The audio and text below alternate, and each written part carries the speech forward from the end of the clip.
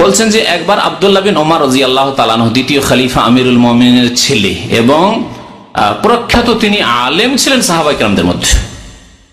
অনেকে আব্দুল্লাহ বিন ওমরকে খলিফা বানাতে চেয়েছে ওমর রাদিয়াল্লাহু তাআলার পরে, কিন্তু ওমর রাদিয়াল্লাহু তাআলা আনহু ওসিয়ত করে গিয়েছিলেন যে আমার পরে আমার ছেলে যাতে খলিফা না হয়, সম্ভাবনা ছিল বলে, যাতে করে লোকে না ভাবে যে ওমর হয়তো কোন রকম কিছু লোককে এরকম তৈরি করে গেছে। কারণ আজকাল পলিটিক্স হয় না, নিজে হয়তো বলছে না, কিন্তু অন্যকে দিয়ে আমার ছেলেটা যাতে করে আসে, আমার জামাই যাতে করে আসে, বা আমার ভাই যাতে করে আসে, তো এই সম্ভাবনা যাতে দূরে হয়ে যায় সেজন্য তিনি বলে গেছিলেন যে আব্দুল্লাহ বিন ওমরের কাছে তোমরা পরামর্শ নেবে খেলাফতের ক্ষেত্রে, খলিফা নিযুক্ত করার ক্ষেত্রে, মনোনয়নের ক্ষেত্রে, কিন্তু তার খেলাফতে কোন রকমের অধিকার নেই, খবরদার তাকে খেলাফত দেবে না। এই ছিল তাদের ঈমান। এই জন্য আল্লাহ পাক তাদেরকে দুনিয়াতে জান্নাতে সুসংবাদ দিয়েছিলেন। আব্দুল্লাহ বিন ওমর রাদিয়াল্লাহু তাআলা একদিন রাস্তা দিয়ে যাচ্ছেন, আর তার সাথে তার এই গোলাম এবং ছাত্র, গোলাম ছিলেন, আজাদ করে দিয়েছেন, এবং তিনি দিন শিখে বড় আলেম হয়েছিলেন। সাহাবায়ে কেরাম তাবেঈনদের জামানায় বড় বড় যারা দাস গোলাম ছিল তারা বড় বড় আলেম হয়েছিল, বড় বড় ফাকিহ হয়েছিল তারা। তো একদিন আব্দুল্লাহ বিন ওমর রাদিয়াল্লাহু রাস্তায় বাদ্যযন্ত্র শুনতে পেলেন, গান বাজনা, মিজমার, গান বাজনা শুনলেন। কাল ফাওয়াদা ইবহামাইহি আলা উজনাইহি ওয়া নাআনি তারিক, হঠাৎ করে দুই কানে দুই আঙ্গুল ঢুকিয়ে দিলেন, আর রাস্তা দিয়ে গান বাজানো হয়তো হয়ে আসছে, তিনি রাস্তা ছেড়ে নেমে গেলেন নিচে, দূরে সরে গেলেন রাস্তা, সদর রাস্তা থেকে, যাতে করে কানে এই গান বাজনার আওয়াজ না আসে। এই ছিল সাহাবী রাদিয়াল্লাহু তাআলা আনহুর আমল, যাদের আল্লাহ ইক্তিদা অনুসরণ করতে বলেছেন। উলাইকাল্লাযীনা হাদাল্লাহ, এদেরকে আল্লাহ হিদায়াত করেছে, সুতরাং তাদের অনুকরণ করো। আল্লাহ পাক বলেছেন ফাইন আমানু বিমিসলি মা আমানতুম বিহি, তাদের মতো তোমরা ঈমান নিয়ে আসো, তাদের মতো তোমাদের আমল হইতে হবে, তাহলে ফাকাদ ইহতাদাও, তাহলে হিদায়াত পাবে, সঠিক রাস্তা পাবে। ওয়াকাল লিয়া নাফি, এবং নাফিকে বললেন হাল তাসমাউ শাইআন, কানে হাত দিয়েছেন, কিছু শুনতে তার পাচ্ছেন না, রাস্তা থেকে নেমে গেছেন, গান বাজনা হয়ে আসছে, এক জিজ্ঞেস করছেন কিছু শুনতে পাচ্ছ নাকি? শুনতে পেলে এখনো কান থেকে হাত বা আঙ্গুল সরাবো না, কিছু শুনতে পাচ্ছ? কালা ফাকুলতুল্লাহ, না আর শোনা যায় না, চলে গেছে, দূরে চলে গেছে, তাদের গান বাজনা আওয়াজ শোনা যায় না। কাল ফারাফা ইসবাইহি মিন উযনিহি, তারপরে কান থেকে দুই আঙ্গুলকে বের করলেন।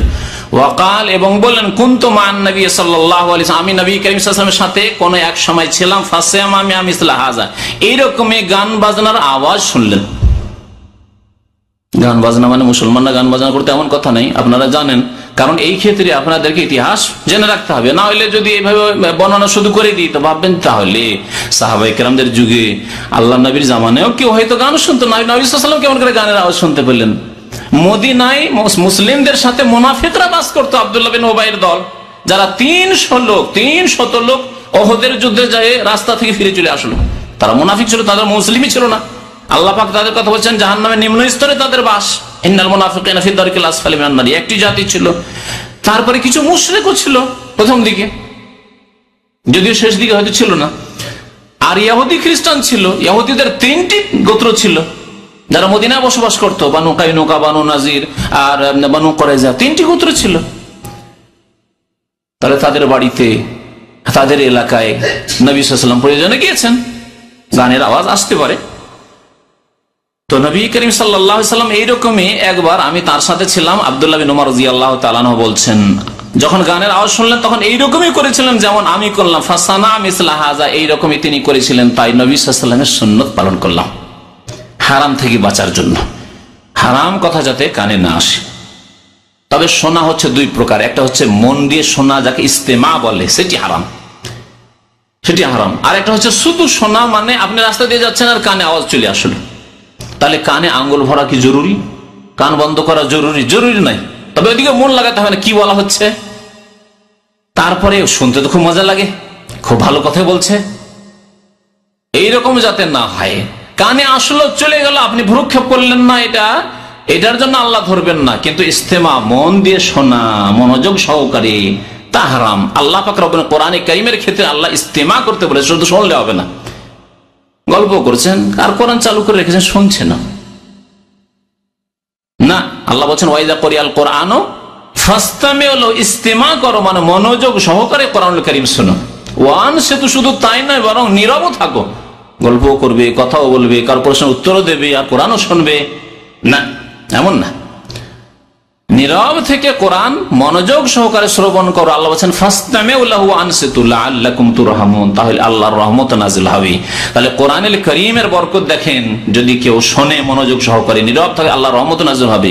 পক্ষান্তরে কেউ গান বাজনা শোনে, তাহলে সেখানে যে আল্লাহর আযাব নাজিল হবে সেগুলির কথা শুনলেন।